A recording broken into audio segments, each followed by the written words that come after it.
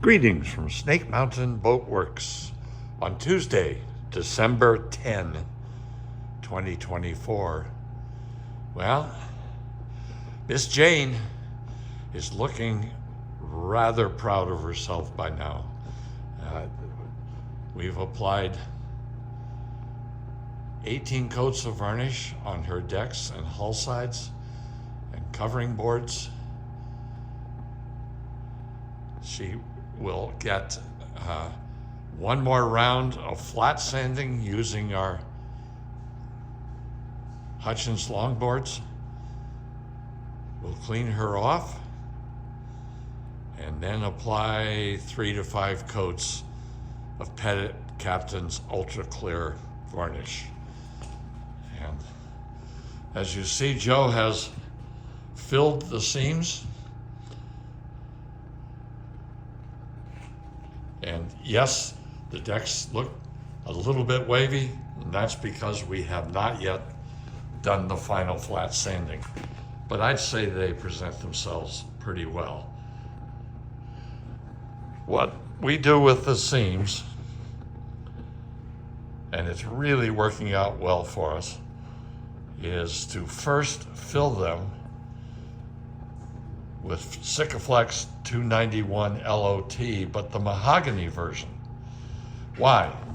Well, no matter how careful we are human. And as we clean out and then sand the seam channels, it's often the case that somewhere along an edge, there'll be a little chip.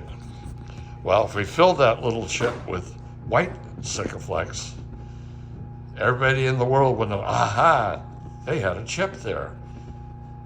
But now with the mahogany, those chips, if they exist, are invisible. What Joe will do next is to apply Interlux Brilliant White seam enamel and boot stripe enamel. Yeah, I know, it's a half a pint. I can't remember, the prices of everything going up so fast. I think the enamel now is about $30 for that half pint. Why not just use Interlux topside paint? Because it's not as brilliant white, and it won't cure as well, and you can't varnish over it without it yellowing. So that's our choice. Remember, this boat came in with dilapidated plywood decks, covering boards.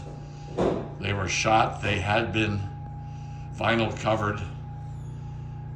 Well, as with the 1964 Chris Craft Super Sport, we worked with the owner and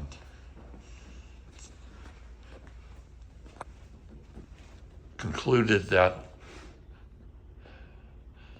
Miss Jayne also will benefit by the same look. So these are here just for right now for fitting. They'll be flat glass, and of course they'll be polished to within an inch of their existence. The interior has all been cleaned. It's received 3 coats of Sandusky Boat Company Chris Craft Mahogany Bilge Paint right up to the firewall. While the boat was upside down, it was impossible to get way up in here. So we will finish that and all that white will disappear. And you'll notice the inside face of her inner skin is comprised of diagonally set planks, just like this boat was when it was first produced. Robert Hinkle has finished her engine, It is a sight to behold. We've run it. Oh my God, what a beast. 327, slightly stroked out, Chris Craft V8. We have yet to put the new dashboard in. The old dashboard was had a huge hole cut in it for a square, non-functional gauge panel. So rather than try to fill that and try to hide joints that we could never hide, we simply fabricated a new one. So as with the 64, she'll have a very bold boot stripe. We can't really see her now because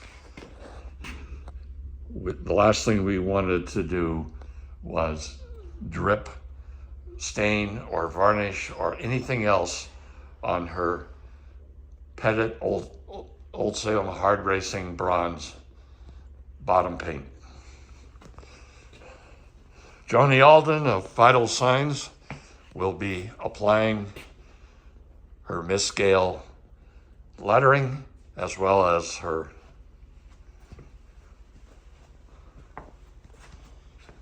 registration lettering. We're fabricating a new seat box. The old ones, let's just say, has seen better days. And the seating's ready to be put back in. We're still in discussion with the owners about whether we keep the old upholstery or go with new. But she's getting close. And that's our update on our 1960 17-foot